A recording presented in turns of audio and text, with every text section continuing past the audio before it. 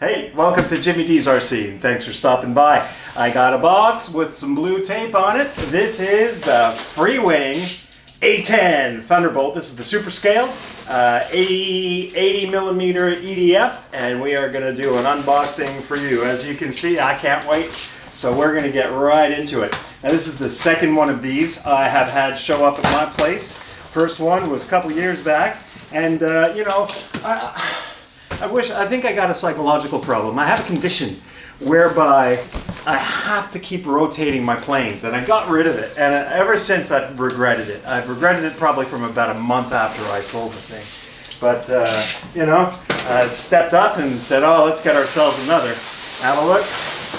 As you can see there on the overhead. So there we go, nice white Freewing box. Very nice, well packed as usual. There's a bit of damage on the shipping box, but I can't see any damage at all on the internal box. So I'm gonna cut this shipping box away, make it easy, and then we'll have a look at what we got on the inside.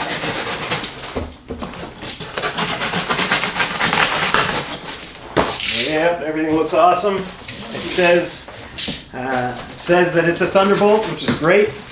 Very few people know of this airplane as the Thunderbolt. That was its original name, and then the Warthog moniker was a nickname given to the airplane because of its appearance. It first saw service in the 1970s and has been going strong ever since. There are a great number of documentaries you can find here on YouTube about why some people in the given armed forces in the United States don't like it. Let's just say, from what I understand, sorry, get rid of that there. From what I understand, it has everything to do with budget and not a lot to do with the capabilities of the aircraft. All right, here we go. Let's take the, oh, are we taped up? Of course we taped up. There's some tape there at the bottom of the box. So in typical Freewing fashion, we have the box cover, and on the bottom it is just the styrofoam. It is a good solution for reducing materials. I like it. Does the job. There's no need for a box bottom, especially if they're shipping in pallets. Alright, let's have a look. There we go. Will that come off easy? Yes, it will. Spoke too soon.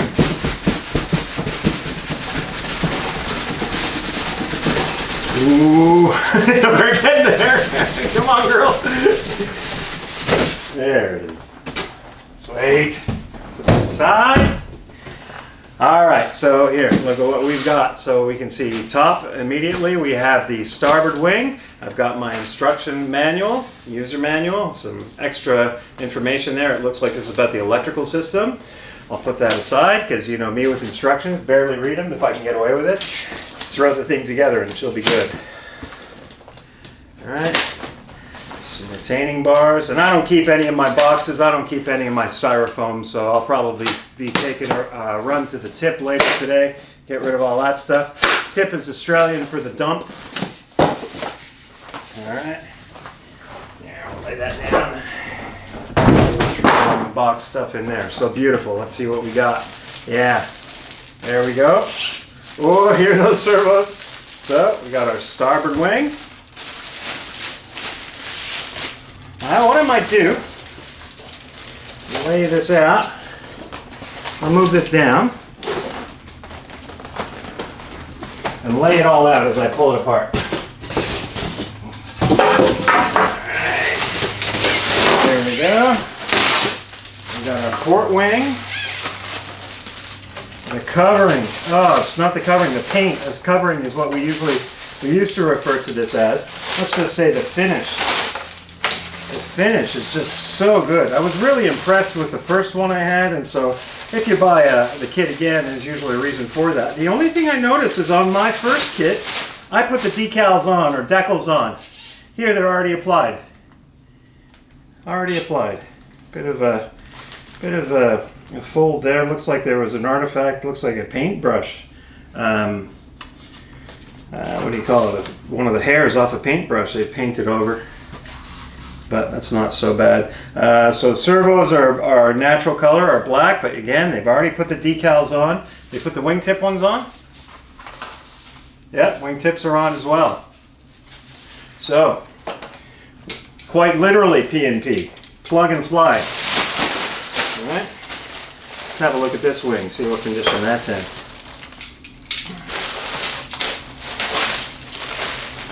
Alright.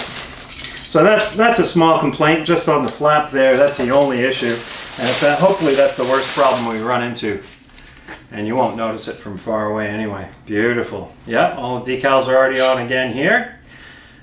Big, huge wheels, nice undercarriage. Got some wing fences installed. That's great. You can see I've got my, the hole for the pitot tubes, plastic, reinforced. LEDs, I've got my, again, my decal on the wing tip there as well. All right, let's see what's next. Engine pods.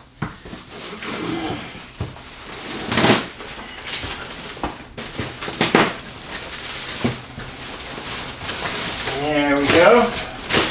Already installed. Motors are already in there. All right, don't have to open any of that up.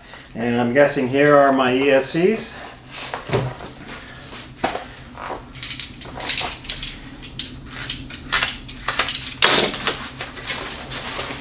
Yep. Oh, look at that. And then you got those blue connectors. I forget what they're called. Looks like there's a BEC attached as well. Yeah, so I got a 10 amp UBEC, and I've got my two connectors as well as voltage. Beautiful. What do we have here? So what's this?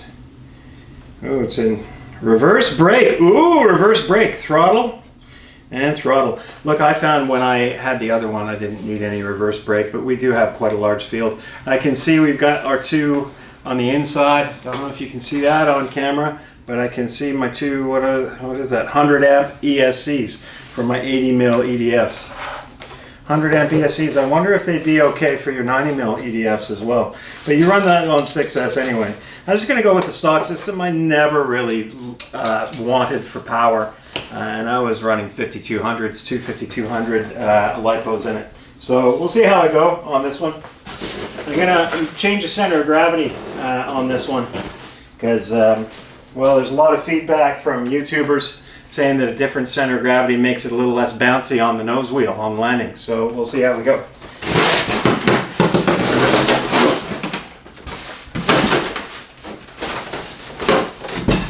Boom. Yep, fuselage. What do we got here? So we've got our pull-through rod to pull the wiring through. And I've got my two wing spars. I've got my smaller one and my bigger one, both carbon. We'll put those aside here for now. Make sure it doesn't fall over. There we go.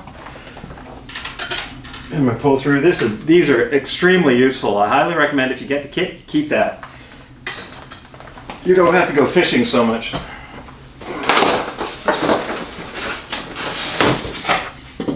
right. Now because it's such a long aeroplane, your fuse comes in two sections, right? So we got our main section, and I'm going to reorganize this whole inside compartment because here we've got our circuit board down there at the bottom. I'm going to move that up here and close that as required so we don't get so much nasty airflow through, because what's your airflow is to cool your batteries to a degree, but more so to cool your ESCs, right? And you're only in the air for about 3 minutes, 3.5 minutes anyway, and most of that's at half throttle.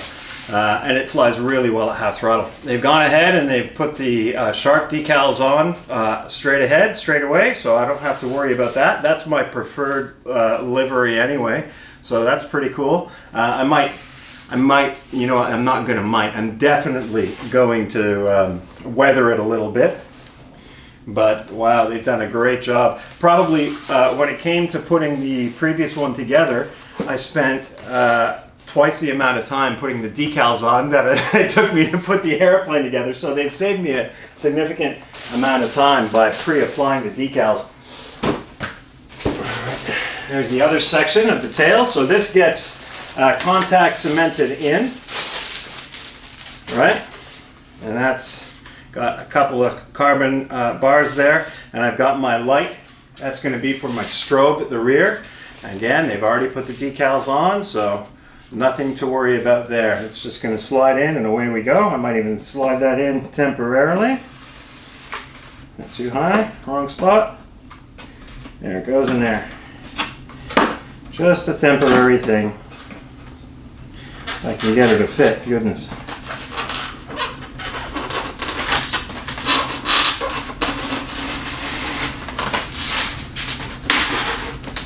There we go. Just for the moment. I won't push too hard because I don't want to lose this.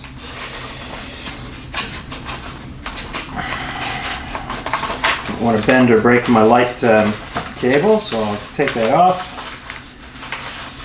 and push that home. We get a good sense of the length of the airplane. Yeah, there we go with that. A really nice finish too. Beautiful. A-10. Tank Buster.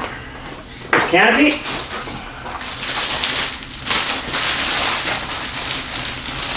Okay. Oh, it looks so smooth compared to the previous one I had because they popcorn up really quick in the heat. So I usually drill ventilation holes on the sides of my canopy so that it doesn't actually, you get a little bit of heat release, but you still get popcorning up on the inside of that canopy. But this one looks so clean, but in the sun it won't last very long. It's just the nature of the beast with the foam, right? And on she goes. Oh, that's a nice sound. Here, listen to that again. Nice positive attachment. Very good.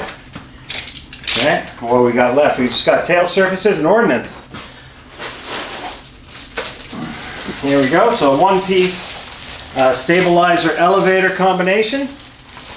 Already hinged, as is everything else, of course. So very little to do. Glue it, make sure it's true and nice and square, and let her sit. Not a lot to do. A little bit of wiring, pulling through some wiring, hooking up your receiver, getting your batteries organized, and away you go. Look at that, eh? She's good. Where's that going to live? Oh, that lives underneath. Pardon me, it's been a while. Yes, that's going to live under there. Boom, like that. Try to make sure we get that on the camera over top. And then we've got our vertical, what do we got here? So those are from my weapons pods. I don't think I'll pull those out, but I've got my twin vertical fins already decaled as well. As you can see, servo's already attached. Yes. Rudder's already attached, fins already attached. I even have my push rods already attached, and these are all ball links. Really high quality kit. You really do get what you pay for when it comes to Freewing. A lot of people talk about switching out the servos. That's something you could look into if that's your thing. But these are great. These are just going to glue on here, and then away you go. I got one on this side, and of course one on the other side. So man, I can't wait to get building. It's going to be a quick build. It usually only takes about a night for me to do it, and when I say a night, like, you know, I'll start at, I don't know, after dinner around 7 p.m. and I'll be done by 9:30 or so, and it'll be completely set up how I want it, receiver bound and everything ready to go for a fly. So very excited. Really like this Freewing A-10 kit, and I'm looking forward to seeing it in the air again.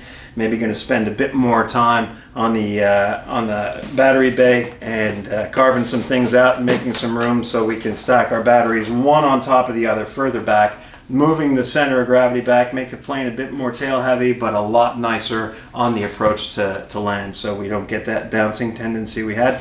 There's also, I'll put a link in the description, there is a 3D printed little brace for the nose wheel landing gear, so that as that landing gear comes down, it actually gets braced left and right and from behind, so that if you do get a bounce, it reinforces that nose wheel landing gear, so you don't end up having to, you know, go to RC Castle and replace that landing gear over and over again. So hopefully that's going to work out well. One thing I did notice that I wanted to point out to you guys, here I'll come up to the camera, is they seem to have done a new set of decals for the cockpit. Have a look at the detail on that cockpit. Can you see that? Look at all all those instruments and screens. Looks a lot like the real A-10. Pretty cool. And the pilot looks really slick too, doesn't he? Isn't it great? Anyway, so there it is. Hope you guys enjoyed the unboxing. If you did, please give me a thumbs up. I can always use your help to grow the channel and spread the word. And man, I cannot wait. Stay tuned. We'll see if we can get some video of the second maiden. I guess it would be a maiden for this plane. But the changes, we'll see if we get a really good result out of that with the center of gravity change. Anyway, so thanks a lot for stopping by and have a great day. Hope you have a great time next time you're at the field. All the best. Cheers.